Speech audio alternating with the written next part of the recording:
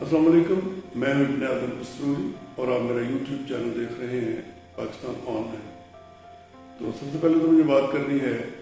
हमारी जो शादी ब्याह की रस्में हैं और उस पर जिस तरह हम बेतहाशा पैसा बहाते हैं और इसराफ और फजूल खर्ची करते हैं, उस हवाले से असल मामला ये है कि हमारे यहाँ अब भी 60% से ज़्यादा लोग अनपढ़ हैं और चूँकि ज़ात पात का निज़ाम है, तबकाती तकसीम है, तो उस वजह से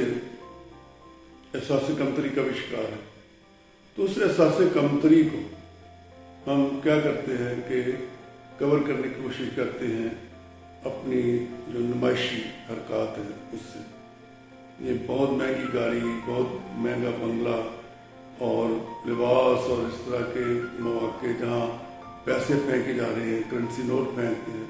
तो ये सारी जाहिलाना जो हरकत हैं वो हम करते हैं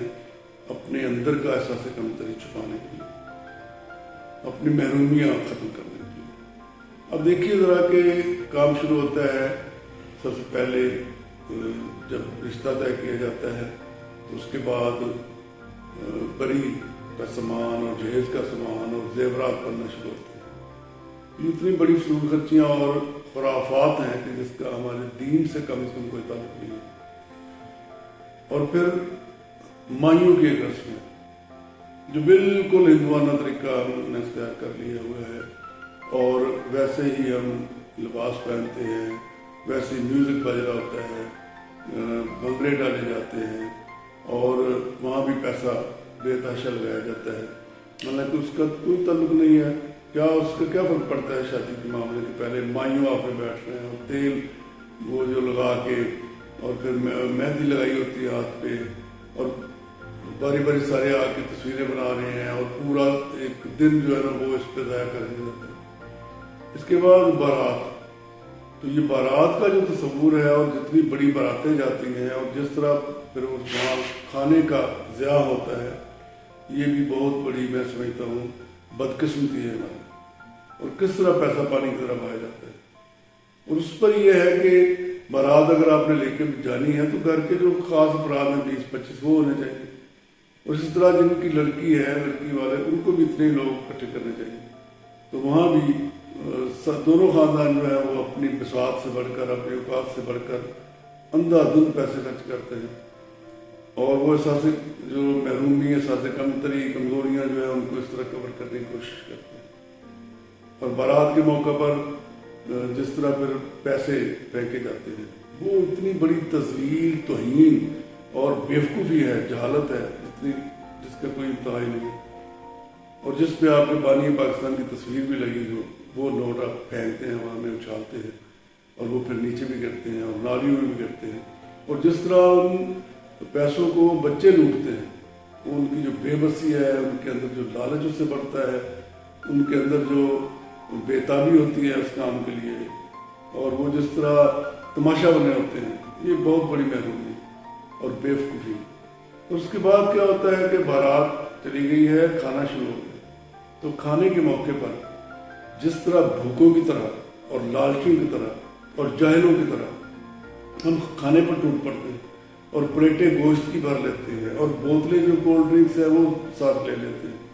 ये दोनों चीज़ें इतनी ख़तरनाक है सेहत के लिए जिसकी कोई इंतहा नहीं। वो गोश्त जो आप खा रहे होते हैं वो तकरीबन 14-15 घंटे पहले पका होता है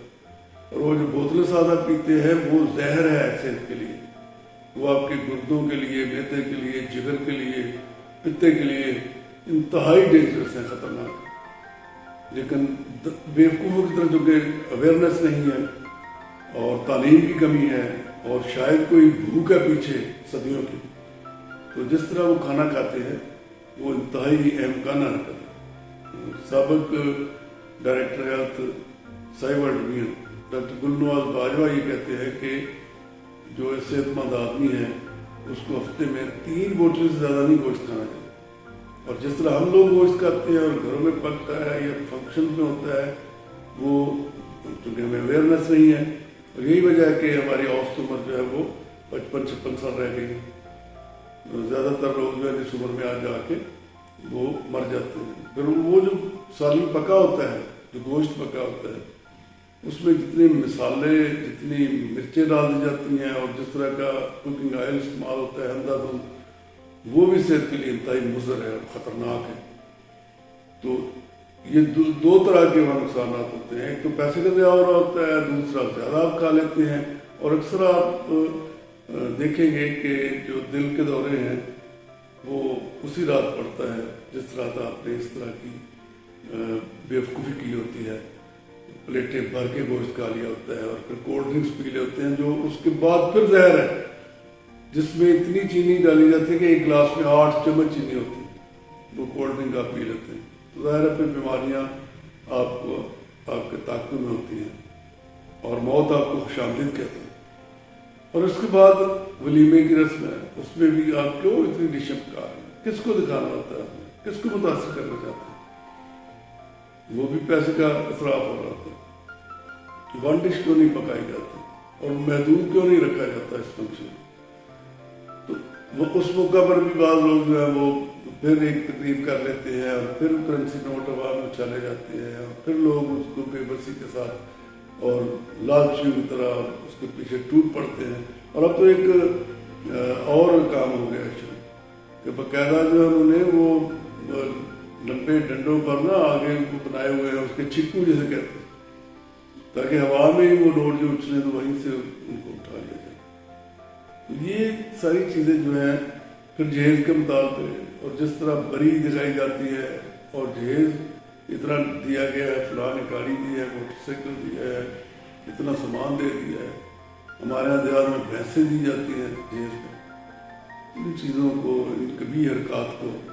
ان خرافات کو، ان غیر اسلامی چیزوں کو آپ نے محدود کرنا ہے، اور خاص طور پر پڑھے لکھے نوجوانوں کو آگے آنا چاہیے اور اداکارانہ طور پر کہا کرنا چاہیے کہ جب ہم مسجد میں نکاح کریں گے 10 لوگ صرف ساتھ لے کر جائیں گے، ولیمہ محدود رکھیں گے، اور یہ بری کا سامان اور یہ جہیز اور یہ بڑی بڑی باراتیں یہ اور یہ تیل اور مائیوں کی رسمیں، تو ان جاہلانہ حرکتوں سے اور خرافات سے اور غیر اسلامی طریقوں سے ہم بچنے کی کوشش کریں گے۔ تو یہ پیغام ہے میرا، امید ہے آپ کو پسند آئے گا، اور یہ بھی آپ سے گزارش ہے کہ اس ویڈیو کو شیئر ضرور کریں۔